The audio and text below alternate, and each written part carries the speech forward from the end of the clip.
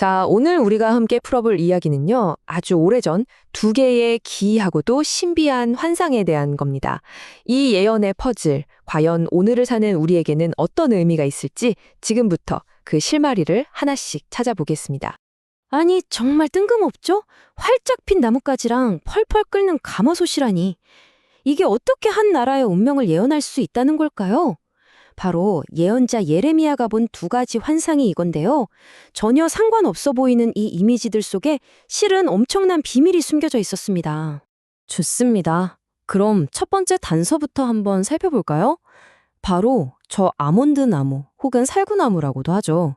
이 평범해 보이는 나뭇가지에 대체 어떤 의미가 담겨 있는지 지금부터 하나씩 껍질을 벗겨보겠습니다. 이 아몬드 나무가요, 이스라엘에서는 아주 특별한 나무입니다. 왜냐하면 추운 겨울이 채 가시기도 전인 1, 2월에 가장 먼저 짠! 하고 꽃을 피우거든요.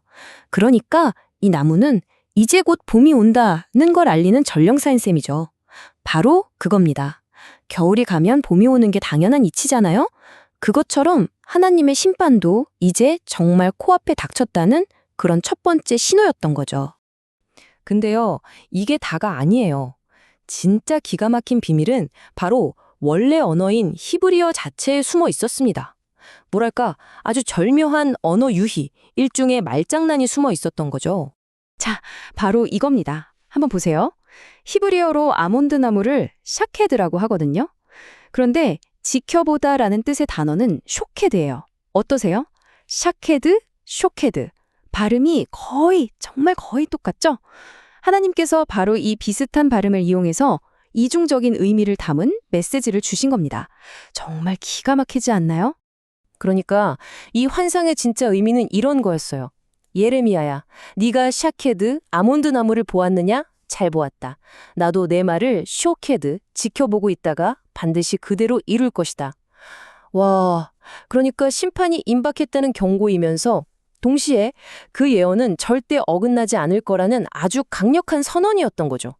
자, 그럼 이제 두 번째 단서로 넘어가 보겠습니다. 분위기가 확 달라져요. 첫 번째 환상이 좀 시적이었다면 두 번째는 훨씬 더 직접적이고 솔직히 좀 무섭습니다. 바로 끓는 가마솥의 환상이죠. 한번 상상해 보세요. 거대한 가마솥이 부글부글 끓고 있어요. 근데 이게 그냥 끓고 있는 게 아니라 한쪽으로 위태롭게 기울어져서 그 안에 든 뜨거운 무언가가 금방이라도 와르르 쏟아질 것 같은 정말 일촉즉발의 상황인 겁니다. 재앙이 얼마나 임박했는지를 너무나도 생생하게 보여주는 이미지죠. 근데 여기서 아주 중요한 결정적인 단서가 나와요. 바로 방향입니다. 이 가마솥이 하필이면 북쪽에서부터 기울어져 있었다는 거예요. 이게 왜 중요하냐면 당시 유다 사람들은 늘 남쪽에 있는 강대국, 이집트를 경계하고 있었거든요. 위협은 당연히 남쪽에서 올 거라고 생각했는데 뜬금없이 북쪽이라니 이건 그들의 예상을 완전히 뒤엎는 이야기였습니다. 이 끓는 가마솥이 쏟아져 내린다는 건 그냥 막연한 재앙이 아니었어요. 아주 구체적이었습니다. 북쪽에서 이방 민족들이 몰려와서 수도인 예루살렘을 포위하고 유다의 모든 도시들을 공격해서 결국에는 나라가 완전히 망하게 될 거라는 정말 끔찍한 예언이었던 거죠. 자, 그런데 역사를 좀 아시는 분들은 여기서 하실 거예요. 왜냐하면 실제로 유다를 멸망시킨 나라는 바빌론인데 바빌론은 유다의 동쪽에 있었거든요. 동쪽에 있는 적이 어떻게 북쪽에서 쳐들어온다는 걸까요? 뭔가 이상하죠? 바로 여기에 또 한 번 소름 돋는 포인트가 숨어 있습니다. 정답은 바로 지리에 있었어요. 바빌론과 유다 사이에는요, 군대가 도저히 통과할 수 없는 거대한 아라비아 사막이 떡하니 버티고 있었거든요. 그래서 바빌론 군대가 유다로 쳐들어오려면 사막을 피해서 북쪽으로 쭉 올라간 다음에 다시 남쪽으로 내려오는 길을 택할 수밖에 없었어요. 놀랍지 않으세요? 이 환상은 그냥 상징이 아니라 지리적으로도 군사적으로도 완벽하게 정확했던 겁니다. 자, 이제 재앙이 무엇이고 어떻게 닥칠지에 대한 퍼즐 조각은 다 맞춰졌습니다. 하지만 정말 가장 중요하고 근본적인 질문이 남았죠. 바로 왜? 대체 왜 이런 끔찍한 일이 일어나야만 했을까요? 성경이 지목하는 원인은 아주 명확하고 단호합니다. 바로 우상 숭배 때문이었어요. 자신들을 이끌어낸 하나님을 버리고 다른 신들에게 절을 하고 심지어 자기네들 손으로 직접 만든 것들을 신이라 부르며 섬겼다는 거죠. 이것이 바로 모든 재앙의 뿌리였습니다.